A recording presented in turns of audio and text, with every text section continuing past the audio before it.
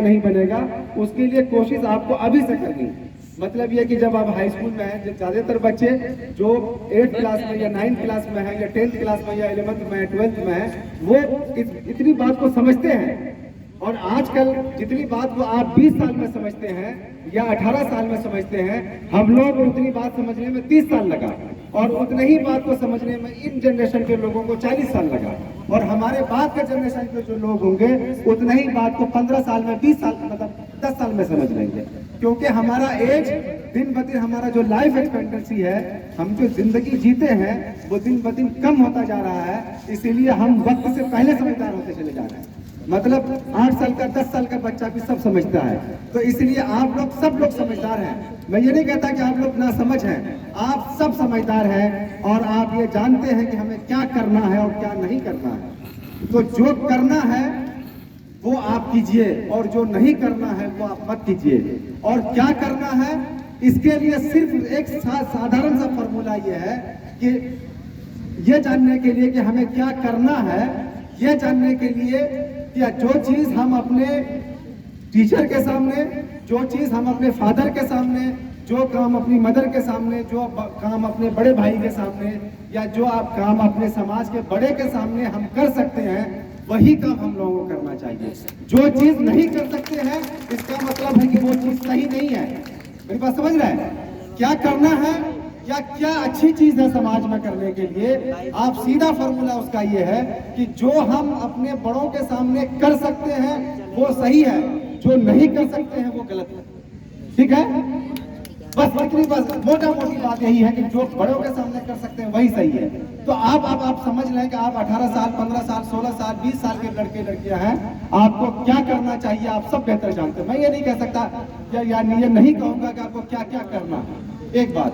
दूसरी बात कि आज जो हम अपने, चूंकि इस स्कूल में हमको मोटा मोटी लगभग 17-18 साल इस स्कूल में हो गया पढ़ते पढ़ाते हुए। अब ये समझ लीजिए कि जब 17 साल हमें पढ़ते पढ़ाते हुए हो गया, तो इसका मतलब यह है कि जो 9th-10th के बच्चे हैं, कम से कम 16 बैच यहाँ से मैट्रिक पास करके चला गया जिनको हमने पढ़ाया, चाहे डायरेक्ट उनको पढ़ाया इनडायरेक्ट, लेकिन इस स्कूल में हम टीचर रहे। ठीक है? तो इसका मतलब यह है कि कहीं ना कहीं आप लोगों से ज्यादा तजुर्बा हमें है। हो सकता है कि कुछ जगह पर आप ज्यादा हमसे बेहतर हो, लेकिन कुछ जगह पर आपको ये मानकर चलना होगा कि हम आपसे बेहतर हैं। ठीक है? कुछ जगह पर आप भी बेहतर हो सकते हैं। तो मेरा सिर्फ इतना ये कहना है कि जो हम ये 15-16 साल में इस इलाके को देख रहे हैं, जो कि हाट का इलाका, और ये जो इलाका है बड़ा जरखेज है, और इस इलाके में आप ये देख रहे हैं कि इसी सिसोना पंचायत में, जिस पंचायत में आप बैठे हुए हैं, इसी पंचायत में 3 मंत्री MP भी बने, MLA भी हुए, फिर बिहार सरकार के भी मंत्री हुए और फिर भारत सरकार के भी मंत्री हुए। बगल में आप देख रहे हैं कि भाई IAS भी हुए, या BPSC कंप्लीट किए लोग, या और दूसरे डिपार्टमेंट में डॉक्टर्स, इंजीनियर्स, बहुत सारे लोग जो इस इलाके में आए, इस इलाके का नाम रोशन किया। तो आप लोगों से भी उम्मीद की जाती है कि आप लोग जिस फील्ड में भी जाएंगे इंशाअल्लाह नाम रोशन करेंगे, अपना भी नाम रोशन करेंगे, अपने समाज का, अपने स्कूल का, अपने असातिज़ा का, या अपने बड़ों का। तो इसलिए आपको अपने लिए और अपने खानदान के लिए, अपने स्कूल के लिए कैसे फख्र बने, इसके लिए आपको कोशिश करनी है। जैसे अब बलवा जो गांव है वो अपने आप में ये फख्र कहीं ना कहीं महसूस करता होगा। उसके गांव के लोग, चाहे वसीम साहब से जो SDM साहब है या नूरुल अता साहब से उनका रिलेशन हो नहीं, लगे किसी आदमी को आप पूछेंगे कि कहाँ घर है, तो वो आपको अररिया या जोकीहाट नहीं कहता है, वो कहता है कि हम सिसोना मेरा गाँव है। लेकिन हम जिस गाँव से हैं, हम अपने गाँव की बात नहीं कह सकते।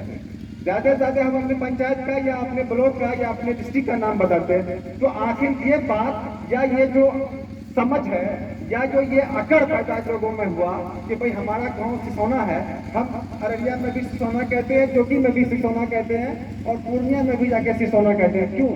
क्यों कहते हैं सिसोना?